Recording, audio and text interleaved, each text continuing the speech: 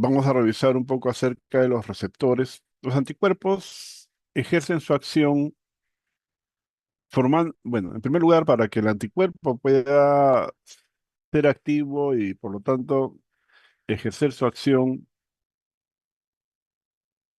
en primer lugar tiene que formar complejos inmunes.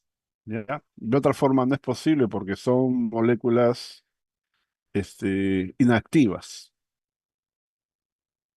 Una vez que forman complejos inmunes, bueno, estas moléculas se van a activar. Y una de las cosas que va a suceder es que van a haber cambios en la disposición espacial de la molécula, particularmente de la cadena constante. Y se van a exponer regiones, ¿no? Eh, que van a servir, por ejemplo, para activar la vía clásica del complemento, en el caso de IgG, de la IgGM y de las moléculas IgG3 e IgG1 en particular. Otra característica que van a tener es que van a poder unirse a receptores que son expresados por las células inmunes, ¿no? Por ejemplo, los macrófagos, los polimorfos nucleares, ¿no? Las células dendríticas, este, los linfocitos B también, las células natural killer.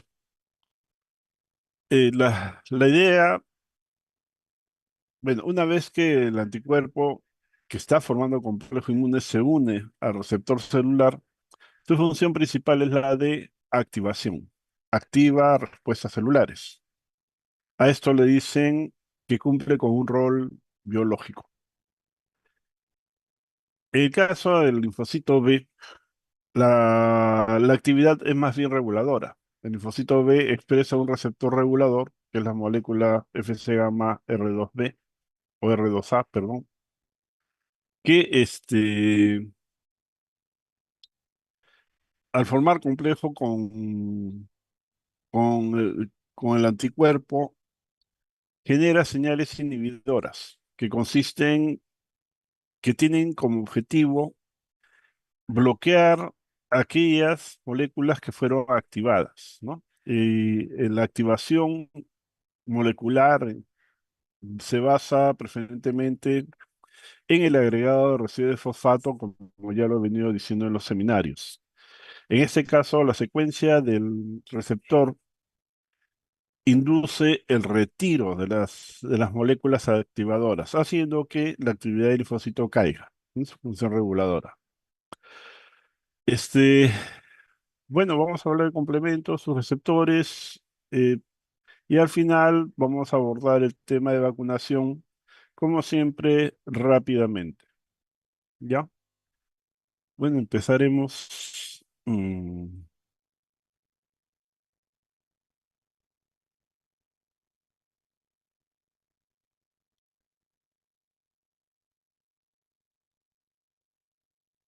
Bien, los anticuerpos, en primer lugar, hay que tratar de definirlos. Son glucoproteínas, ¿no? Que ejercen su acción formando complejos inmunes, ¿ya? Estas moléculas pueden encontrarse libres en el plasma o formando parte de membranas celulares bajo la forma de receptores, ¿no? El linfocito B expresa anticuerpos de membrana que tienen función, que tienen un rol de cumplir con la función de receptores. Como les comentaba, para que los anticuerpos puedan ejercer su acción, primero tienen que unirse a los antígenos, o sea, formar complejos inmunes. Y una característica que tiene esta familia de moléculas es que sus características físico-químicas son similares, son isotipos, ¿no? Tienen más o menos el mismo peso molecular. Cuando uno hace el corrido electroforético, la migración de este grupo de moléculas cae en la misma banda, que es la banda gamma del proteinograma electroforético. Este, bueno, los coeficientes de sedimentación también son similares, ¿no? La mayor parte tiene un coeficiente de sedimentación de 7S salvo la inmunoglobulina M que tiene un coeficiente de sedimentación 19S. Hay que tener en cuenta que la inmunoglobulina M es un pentámero. Las otras moléculas son monómeros, ¿no? Y van a estar distribuidos en todos los líquidos del organismo. Una de las características que tiene los anticuerpos es la presencia de ese dominio que se llama dominio inmunoglobulina. Los anticuerpos pertenecen a una familia que es la superfamilia inmunoglobulina. Además de los anticuerpos, bueno, hay receptores de citoquinas, las moléculas del complejo principal de histocompatibilidad, hay qué sé yo, los correceptores CD4, CD8 y otras muchas moléculas que expresan este dominio inmunoglobulina. El dominio inmunoglobulina tiene una longitud aproximada de 110 a 130 aminoácidos, como está ahí, y se caracteriza porque en la estructura secundaria de la molécula, los aminoácidos se pliegan, dando lugar a la formación de dos plataformas de plegamiento beta. Estas dos plataformas de plegamiento beta, la roja y la amarilla, como ven, están unidas por un puente disulfuro. Este tipo de enlace, como sabemos, es un enlace covalente, de manera que ese enlace asegura de que la molécula no se va no se va a abrir, ¿no? No va a tener cambios, ¿ya? Como les decía, esta molécula pertenece a la superfamilia inmunoglobulina y hay muchas moléculas que pertenecen a este grupo, ¿no? Y les decía de los receptores o de los anticuerpos, ¿no? Las moléculas del complejo principal de compatibilidad, los receptores del linfocito T, las moléculas correceptoras, ¿no? Acá tenemos, bueno, la molécula CD4 pertenece a este grupo, las moléculas coestimuladoras CD28 y así por el estilo. Las moléculas de adhesión, en su momento lo vimos, ¿no? Hay un grupo de moléculas que pertenecen a la familia inmunoglobulina y en ese grupo están las moléculas ICAM, ¿no? Y todas las relacionadas con la ICAM. En cuanto a la estructura, conocemos que los anticuerpos tienen dos cadenas. Una cadena pesada, que puede tener de 4 a 5 dominios, ¿no? Cuatro, 4 o 5 dominios, y una cadena ligera que siempre tiene 2 dominios. Eh, las cadenas ligeras y las cadenas pesadas tienen los llamados dominios constantes. En el caso de la cadena ligera es uno, ¿no? Y en el caso de las cadenas ligeras, de las cadenas pesadas, pueden ser 3 o 4, dependiendo del tipo de inmunoglobulina del que se trate. 4 tienen la inmunoglobulina M y la inmunoglobulina E, ¿ya? Entre los dominios constantes 1 y 2 se ubica esta zona que se llama la zona de bisagra, que es una región flexible y que se caracteriza porque eh, contiene abundantes residuos de prolina, lo que le da la característica de ser flexible. El caso de la inmunoglobulina M, la IgG1 y la IgG3, ¿no? Este, se presentan en los dominios constantes también eh, sitios donde se puede fijar la molécula C1 de complemento. En el caso de las IgG, este punto de unión para la molécula C1 de complemento está en el dominio CH2 y para el caso de la inmunoglobulina M se ubica en el dominio CH3. Bien, en el extremo más distal de ambas cadenas se encuentra el dominio variable, ¿ya? Este dominio también tiene de 100 a 110 aminoácidos de longitud y y posee las llamadas secuencias hipervariables. o regiones determinantes de complementariedad, que son tres: la CDR1, la CDR2 y la CDR3. De las tres, la CDR3 es la más variable.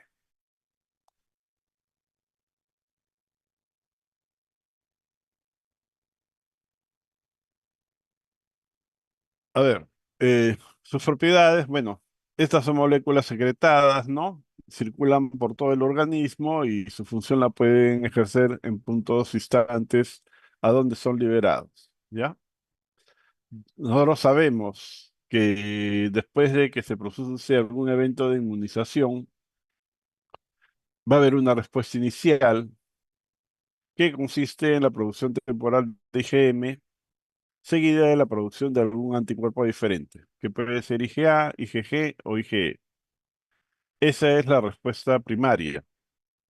Cuando se produce el reingreso del germen, la respuesta va a estar a cargo de células de memoria, ¿no? Y sabemos que la respuesta, ese tipo de respuesta es más rápida, más potente, tiene mayor duración y son bueno, esto es característica de la respuesta adaptativa, ¿ya? La función, la principal función de los anticuerpos es la de neutralización.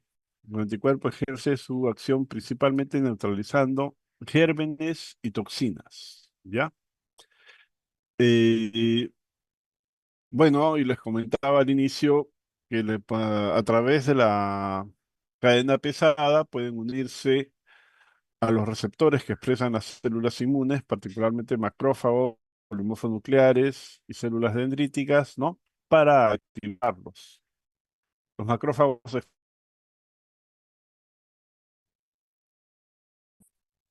podemos decir, dos tipos de receptores para anticuerpos. Uno que es un receptor de alta afinidad, ¿no? Otro que es un receptor de afinidad intermedia. Los receptores de alta afinidad no se expresan de forma, ¿cómo le podemos llamar? Este, constitutiva. Quiere decir que la célula en reposo, en este caso el macrófago, no va a expresar el receptor de alta afinidad para IgG, ¿no? La expresión del receptor de alta afinidad depende de que primero la célula sea activada y después de haber sido activada, este receptor se va a manifestar. El que sí expresa de forma constitutiva es el receptor de afinidad intermedia, el Fc gamma R2D, ¿ya?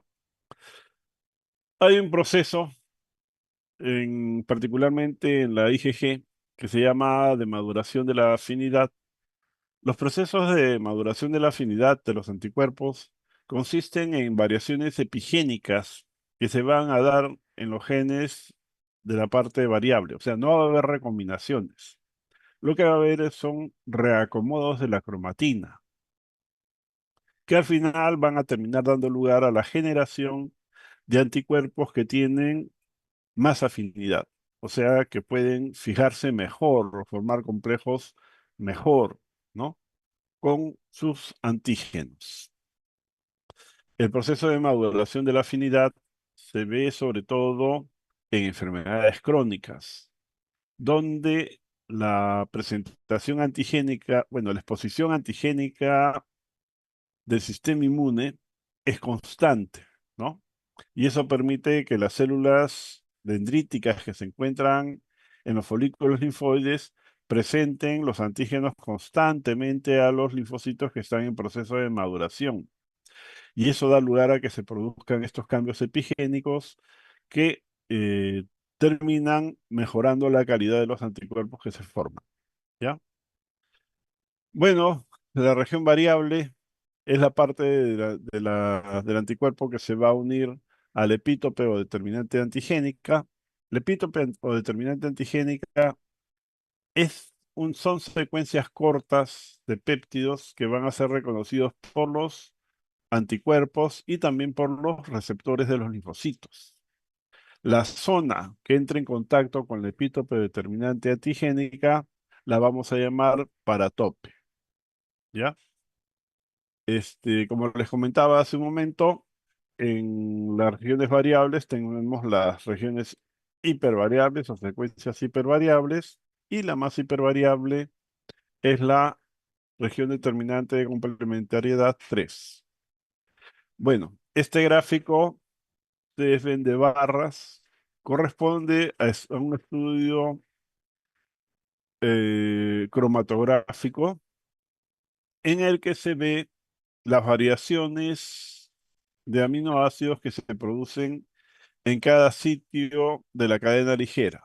Si ven en la parte de abajo, tenemos los residuos de la cadena ligera y vamos desde el 0 hasta el 110. La cadena ligera tiene una longitud de 110 aminoácidos. Y después están las posiciones de los aminoácidos que se ubican en cada lugar, ¿no? Desde el aminoácido 1 hasta el aminoácido 110. Lo que se observa es que en las posiciones que van de la 25 a la 35, más o menos, la variación de aminoácidos es alta, ¿ya? Esta parte de la cadena ligera corresponde a la región hipervariable 1. Si seguimos recorriendo la cadena, vemos que entre los residuos 50 y 60 pasa lo mismo. Hay una alta variabilidad de aminoácidos. Y finalmente, entre los aminoácidos 90 y 100, encontramos otra zona donde la variación de aminoácidos es muy alta. Esas son las regiones hipervariables y son las responsables de la especificidad del anticuerpo por su antígeno. Estas secuencias se proyectan por fuera de la molécula y son las que van a interactuar con la epítope o determinante antigénica. Bueno, ya le dije lo que son las epítopes. Ya les comenté que los anticuerpos interactúan con epítopes o determinantes antigénicas, y como todos sabemos, estas moléculas son altamente específicas. Pueden diferenciar antígenos por la variación de un aminoácido, ¿no? O un átomo. O sea, son altamente específicos, ¿ya? En algunos casos, eso también lo sabemos todos, se pueden presentar reacciones cruzadas, ¿no? ¿Por qué? Porque nosotros compartimos secuencias antigénicas con los gérmenes. Entonces, en la medida que se forme algún anticuerpo contra alguna secuencia compartida con gérmenes, esos anticuerpos pueden reaccionar con secuencias antigénicas propias. Eso es reacción cruzada, que no hay que confundirlo con mimetismo molecular. El concepto de mimetismo molecular es distinto, ¿ya? Bien, las cadenas pesadas son 5 tipos de cadenas pesadas, ¿no? Dependiendo del tipo de anticuerpo al que nos refiramos. Tenemos los anticuerpos, la IgA. La IgA tiene hay dos tipos de IgA o dos subclases, la A1 y la A2. Y a la cadena pesada la vamos a llamar con la letra griega. La IgA tiene cadena pesada alfa. En el caso de la IgG, hay 4 subclases, la 1, la 2, la 3, la 4. Ya la cadena pesada la vamos a llamar gamma. En el caso de la inmunoglobulina E, bueno, solo hay un solo tipo, y a la cadena pesada se le va a dar el nombre de epsilon. Después tenemos la inmunoglobulina D, la cadena pesada será delta, y la M, la cadena pesada será mu.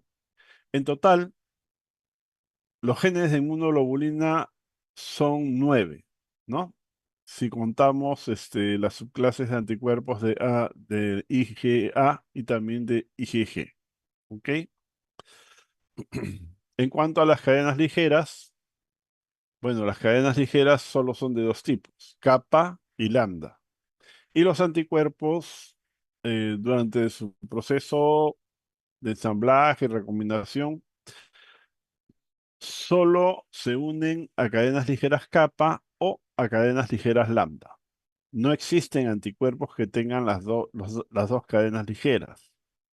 Y eso es por la forma como se producen los procesos de recombinación genética. Eso se verá en su momento. Bueno, acá tenemos algunas características de los anticuerpos.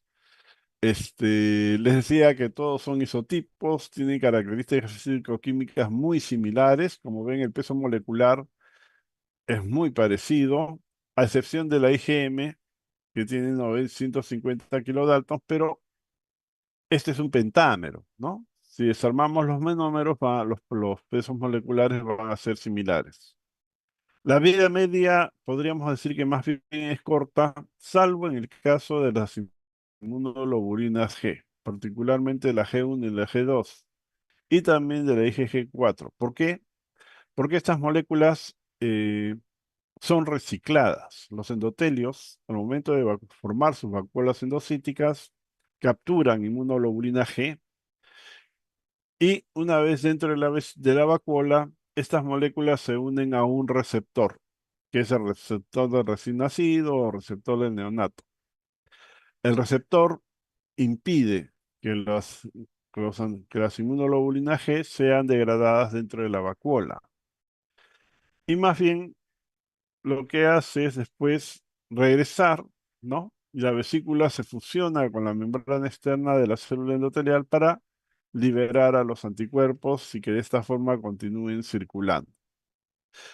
En cuanto a activación de complemento, las moléculas que activan complemento vía clásica con más eficiencia son la inmunoglobulina M y la IgG3, seguidas de la IgG1, ¿ya?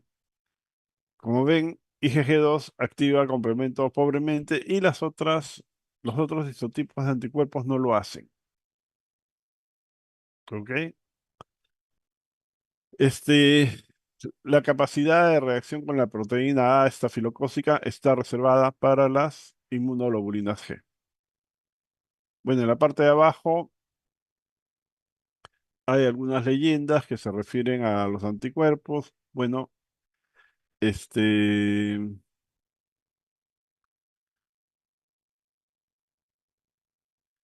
para el caso de la inmunoglobulina M, no hay receptores, ¿no? No hay receptores. La inmunoglobulina M eh, opsoniza de forma indirecta, activando complemento, ¿ya?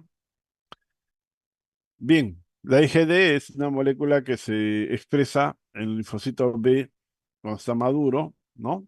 Ya comentamos acerca de las IgG. En cuanto a la inmunoglobulina A, también sabemos que este anticuerpo es muy importante para lo que es inmunidad de mucosas, ¿no? El 70% de la inmunoglobulina A que se produce en el organismo es secretada, es decir, es, se libera al interior de los órganos mucosos. Y la función de los dímeros de IgA que son liberados es la de formar complejos inmunes con antígenos, con toxinas y con gérmenes para neutralizarlos. Y una vez neutralizados, estos son arrastrados y eliminados, ¿no? O eliminados por arrastre, ¿ya?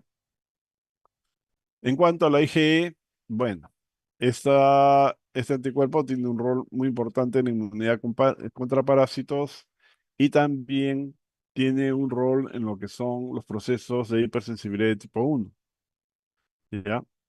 Su acción, la IgE la ejerce a través de receptores. Hay dos tipos de receptores para IgE. Uno es el receptor de alta afinidad y este receptor lo expresan sobre todo mastocitos, que es la célula más importante para este tipo de respuesta.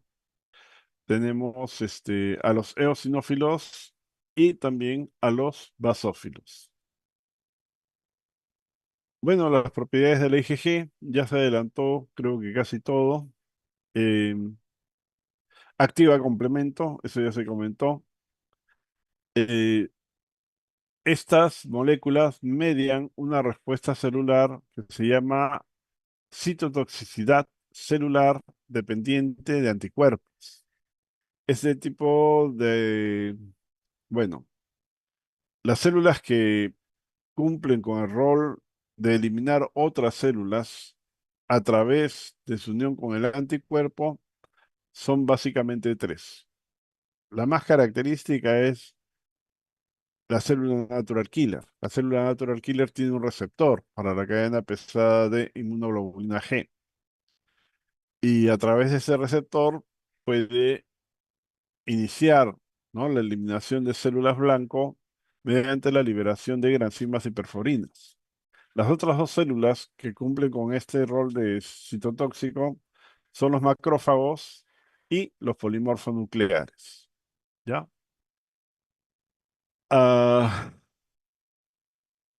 bueno, em, acá están las interacciones con los diferentes receptores. Tenemos el receptor de alta afinidad que interactúa preferentemente con las IgG1, IgG3 e IgG4, ¿no? El receptor inhibidor, que es expresado por el linfocito B, también interactúa con, con los mismos anticuerpos. Después tenemos, este es el receptor de la natural killer, ¿no? Interactúa con los mismos anticuerpos.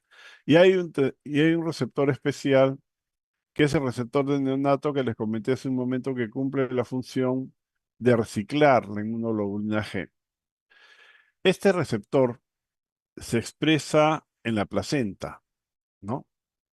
Y las, el receptor lo que hace es capturar la IgG materna para después trasladarla al torrente circulatorio del feto. La placenta no es una coladera. La placenta, con los anticuerpos, lo que hace es transportar la molécula. ¿Y quién es la molécula encargada de hacer esto? El receptor del recién nacido. Después del nacimiento, en el recién nacido, y posteriormente también, eso lo vamos a ver, en la mucosa intestinal se expresa este receptor y en el recién nacido sirve para capturar la IgG que viene con la lactancia materna, particularmente el calostro, para trasladarlo al torrente circulatorio del bebé. ¿Ya? Bueno, las funciones de los anticuerpos, la principal, neutralización, definitivamente. Activación celular a través, bueno, una vez que el complejo inmune es captado por los fagocitos, entonces este complejo inmune va a activar a la célula, ¿ya? Entonces va a activar los procesos de fagocitosis y también de respuesta inflamatoria. La citotoxicidad celular dependiente de anticuerpos, ya lo comenté, y el otro, la activación de la vía clásica de complemento. El complemento, a través de las moléculas C3b y C3d, opsoniza, ¿no? Y también promueve los procesos de fagocitosis, particularmente por parte de los macrófagos. Sabemos que el complemento activado da lugar a la generación de dos anafilotoxinas, C5a y C3a, particularmente C5a. Es una molécula muy activa, promoviendo la instalación de infiltrados de células de la respuesta inflamatoria aguda. Y en ese caso nos referimos al polimorfo nuclear. Y finalmente, si logra formarse el complejo citosida de ataque a membrana, vamos a tener que se va a inducir la muerte osmótica de la célula o del germen que es blanco del ataque de complemento. Nuevamente tenemos a los receptores, ¿no? Les repito que el receptor de alta afinidad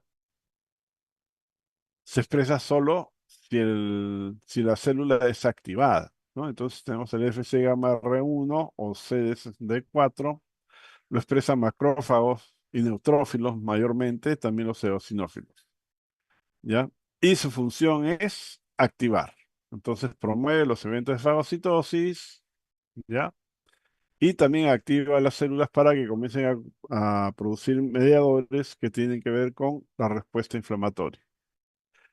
Este es el receptor de afinidad intermedia, ¿ya? También lo expresan las mismas células agregando eosinófilos, perdón, células dendríticas y plaquetas, ¿ya?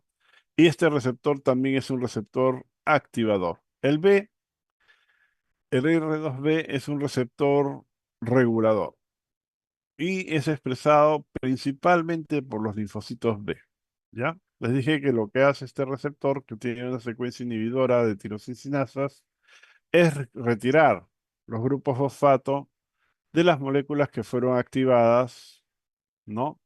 Por otras tirosisinasas, ¿ya? Eh, el C es el que va a ser expresado por, eh, bueno, también macrófagos neutrófilos, ¿no?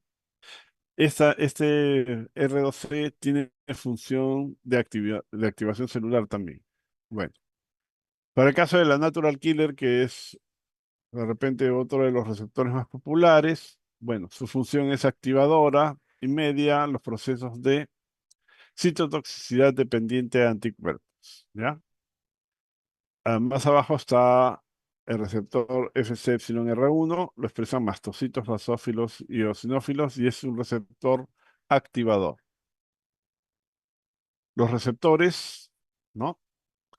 Este, bueno, las secuencias que están acá en rojo son secuencias activadoras, ¿ya?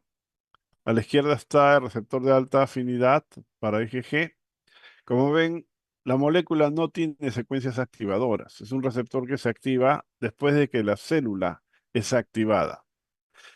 Y bueno, para poder cumplir con su función, a este receptor se le acoplan cadenas que tienen secuencias activadoras. ¿Ya? Después tenemos el receptor de afinidad intermedia, el CD32A, el receptor regulador, el CD32B, el receptor de la Natural Killer, que también tiene un par de cadenas activadoras asociadas, y finalmente el R3B. El receptor del neonato, ya les adelanté un poco acerca de lo que hace este receptor. Está constituido por una cadena alfa a la que se le acopla una cadena de beta 2 microglobulina. ¿Ok? Bien, en el dibujo, como pueden ver, tenemos acá el lumen intestinal del recién nacido, ¿ya?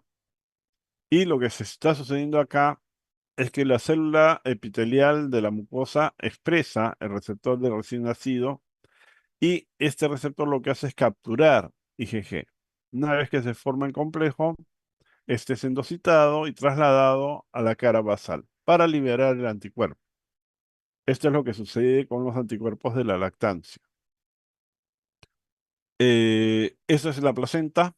Como ven, en el cistitis trofoblast se forman vacuolas donde se incluyen anticuerpos y estos anticuerpos después son captados por el receptor de recién nacido para llevarlo a la otra cara y liberarlo, ¿no? En la circulación fetal. Esta es la vía endosomal del IgG que la hacen los endotelios. Los endotelios forman vesículas endosómicas. Y dentro de las vesículas endosómicas se va a expresar el receptor del neonato que va a capturar la segunda globulina G para después, eh, para que después sean liberadas, ¿no? Nuevamente a la circulación, ¿ya? Las otras proteínas que están incluidas en la vacuola inicial son eliminadas, ¿no? Y la eliminación depende de cambios que se van a dar en el microambiente de la vesícula. En cuanto a antígenos, bueno, la forma más sencilla de definirlo es todo aquello que no sea propio es un antígeno, ¿no?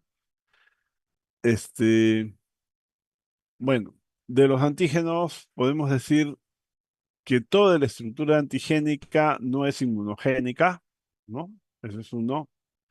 Las secuencias que generan respuestas inmunes adaptativas son secuencias mayormente cortas de péptidos, a las que vamos a llamar mm, epítopes o determinantes antigénicas, ¿ya? Había un concepto que es ese que está acá en la diapositiva, donde se decía que no todos los antígenos generan respuestas inmunes, ¿no? Aquellos antígenos que son capaces de generar o inducir respuestas inmunes, se refiere a las adaptativas, se les va a llamar inmunógenos, ¿ya? Bueno, los tipos de antígenos, dependiendo de la disposición de los aminoácidos que forman parte de la epítope determinante antigénica, estos, estas epítopes pueden ser de dos formas lineales, si los aminoácidos están dispuestos de forma continua, o conformacionales, si el epítope se expresa cuando el antígeno está en su forma natural, o sea, la molécula está plegada, ¿ya? De la definición de aptenos, ustedes también ya la conocen, ¿no? Muy bien, son moléculas de muy bajo peso molecular que por sí mismas no son inmunogénicas. Requieren combinarse con alguna molécula que puede ser una proteína para poder inducir respuestas inmunes. Eh, bueno, el reconocimiento del apteno no va solo. El apteno es reconocido siempre y cuando sea parte bueno, esté unido a una parte de la proteína con la que se combinó, ¿no? Solo así. A esa condición de que el aptenos, para poder ser reconocido, tenga que estar unido a la proteína acarreadora, se le llama efecto apteno acarreador. En cuanto a al tipo de determinantes que se presentan en los antígenos, bueno, pueden ser de dos tipos. Puede ser que la secuencia antigénica tenga la misma epítope que se repite a lo largo de toda la estructura. Esto pasa en las paredes bacterianas, ¿ya? La misma determinante antigénica está a lo largo de toda la pared bacteriana. Esas son las determinantes polivalentes. En cambio, en el caso de las proteínas no es así. Las proteínas no presentan secuencias repetidas de la misma epítope. Presentan epítopes que van cambiando. A ese caso, a esas epítopes las vamos a llamar multivalentes. Acá tenemos el apteno. Generalmente son químicos, ¿no? Que solo son inmunogénicos cuando están asociadas a alguna proteína acarreadora, ¿no? Y por esa razón, eh, eh, por el hecho de que para poder ser reconocidos tienen que estar asociados a un pedazo de proteína, a esto se le llama efecto apteno-acarreador. Las epítopes conformacionales, les dije, dependen de la conformación natural de la molécula. Si esta es desnaturalizada, la epítope se desarma. ¿Cómo nos damos cuenta de que es así? Porque el anticuerpo ya no puede reaccionar. En cambio, las determinantes lineales, la secuencia antigénica es continua, ¿no? Y los complejos inmunes se van a formar cuando la molécula está en su conformación normal o natural y cuando la molécula es desnaturalizada. Los tipos de antígenos principales, los carbohidratos, mayormente son glicoproteínas de superficie celular, lípidos. Los ácidos nucleicos no son inmunogénicos de por sí mismos. Los ácidos nucleicos, para poder ser inmunogénicos, tienen que combinarse con otras moléculas, especialmente proteínas. Después tenemos a las proteínas. Las proteínas son las más inmunogénicas, ¿no? Y de las proteínas, las más inmunogénicas son los venenos. Y un veneno que es altamente inmunogénico es el veneno de la abeja, ¿ya? Y tiene la característica de tener determinantes antigénicas distintas. Estas moléculas, bueno, las llamamos multideterminantes. ¿Ya? Un hecho que se tiene que tener en cuenta respecto a los complejos inmunes que se forman es el que las uniones antígeno-anticuerpo son de tipo no covalente, o sea, se disocian. Y se disocian una vez que las fuerzas de enlace se equilibran con las fuerzas de la parte externa. Los enlaces son de varios tipos. Ahí tenemos cuatro: interacciones hidrófobas, fuerzas electrostáticas, fuerzas de Van der Waals, ¿no? ¿No? Enlaces de hidrógeno, enlaces de tipo culómbico.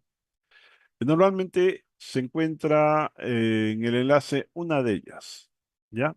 Si hay más de una, es porque ya la unión es una unión de alta afinidad, ¿ok?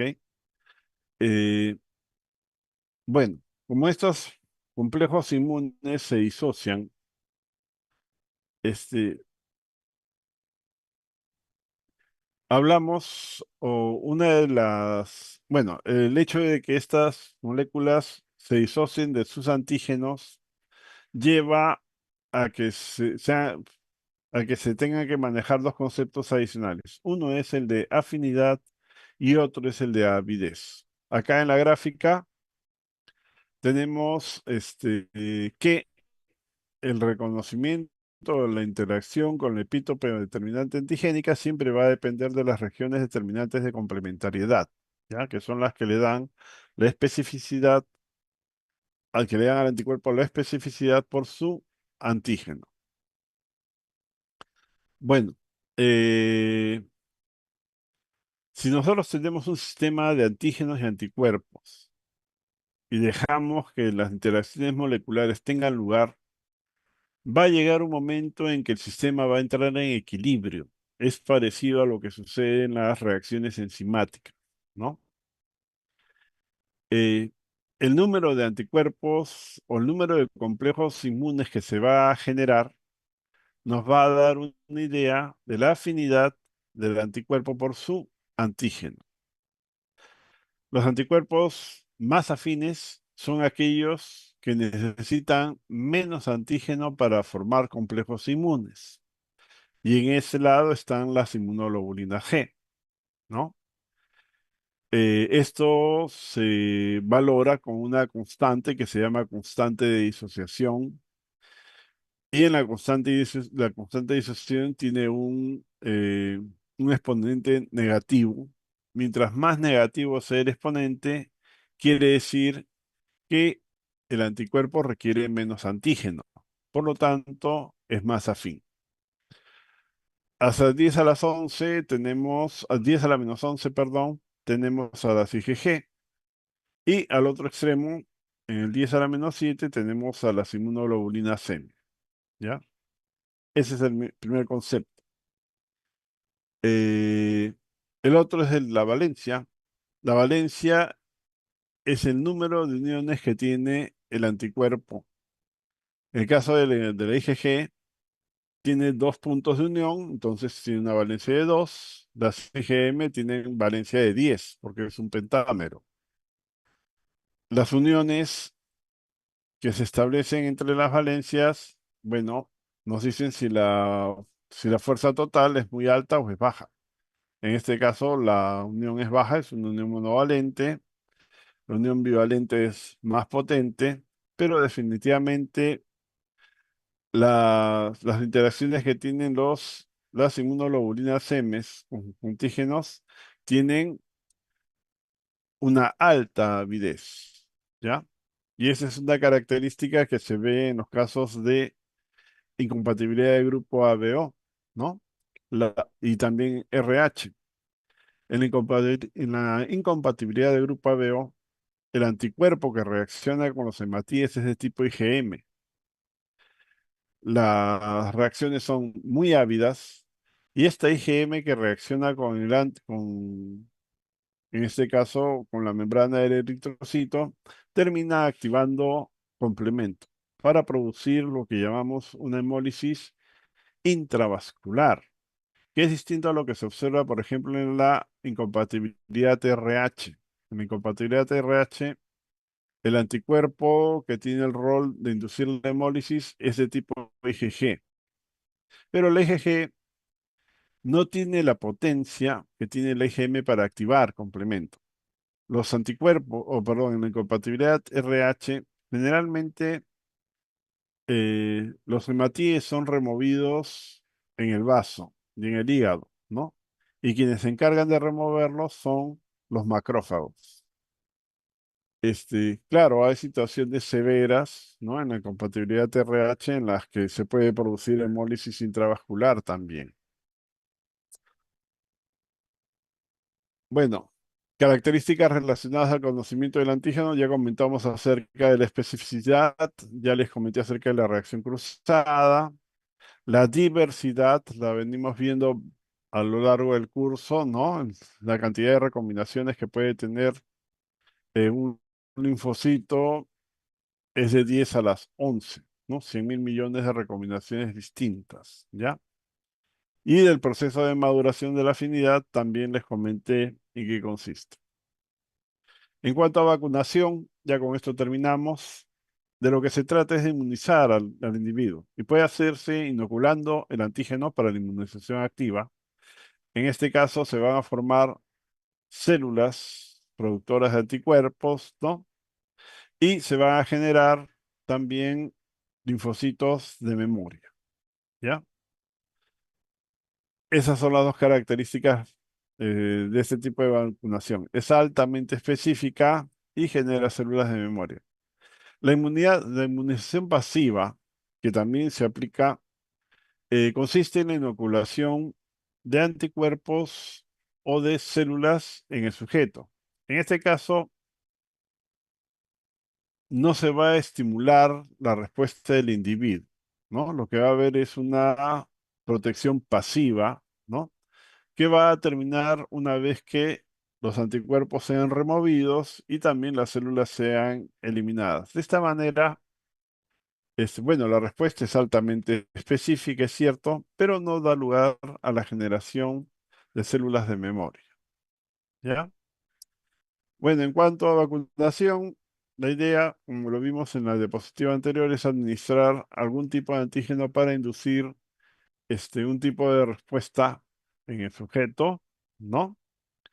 Eh, las vacunas tienen que tener sus características para poder cumplir con su finalidad, que es la de proteger a la población. Bueno, las características del antígeno que se inocula tienen que ser adecuadas, ¿no? Mejor son aquellos antígenos grandes, ¿ya? La dosis depende de lo que arrojen los estudios o los ensayos que se hagan en la población. Generalmente son dosis intermedias, ¿no? Porque si se inoculan mucho antígeno o se inocula muy poquito antígeno, se pueden inducir estados de tolerancia inmunológica que difícilmente van a responder a una inoculación de antígeno adecuada. La mejor ruta es la subcutánea, ¿no? Y aquellos antígenos de composición compleja, o sea, proteínas, básicamente, son las que inmunizan mejor, ¿ya? Las moléculas perdón, las vacunas que vienen en formas que traen los antígenos particulados o desnaturalizados también inmunizan mejor. Eh, Mientras más diferente sea el antígeno de los antígenos propios, también va a ser mejor. Y en cuanto a los ayudantes, el antígeno no se administra solo.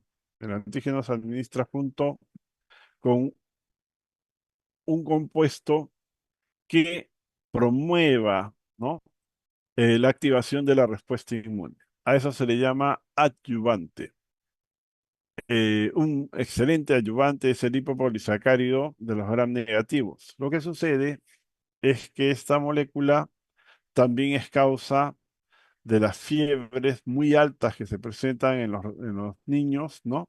Que pueden ir acompañadas de convulsiones. O sea, da mucho problema colateral, mucho dolor, mucha fiebre, en fin, mucho malestar. En la actualidad se utiliza, bueno, las vacunas Hay vacunas que tienen una tecnología un poco mejor, que usan, por ejemplo, la lúmina como adyuvante, y en este caso no se producen las complicaciones que sí se presentan con el uso de lipopolisacáridos, ¿ya? Y obviamente el antígeno tiene que poder presentarse a los linfocitos T.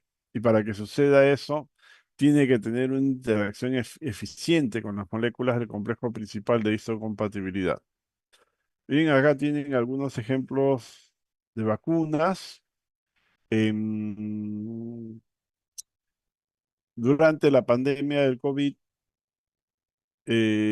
se introdujo un tipo de vacunación con RNA mensajero, ¿ya?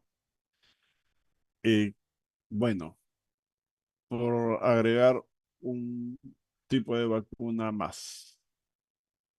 Bueno, chicos, hasta acá llega la presentación, ¿no? Muchas gracias por su participación. No sé si habrá alguna pregunta.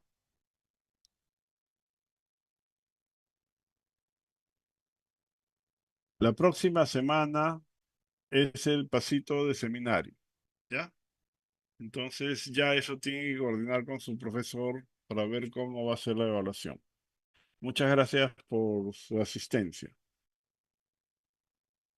Muchas gracias, doctor. Buenas noches. Buenas Gracias, doctor. noches. Buenas noches. Gracias, doctor. Buenas noches, doctor. Buenas noches, buenas noches.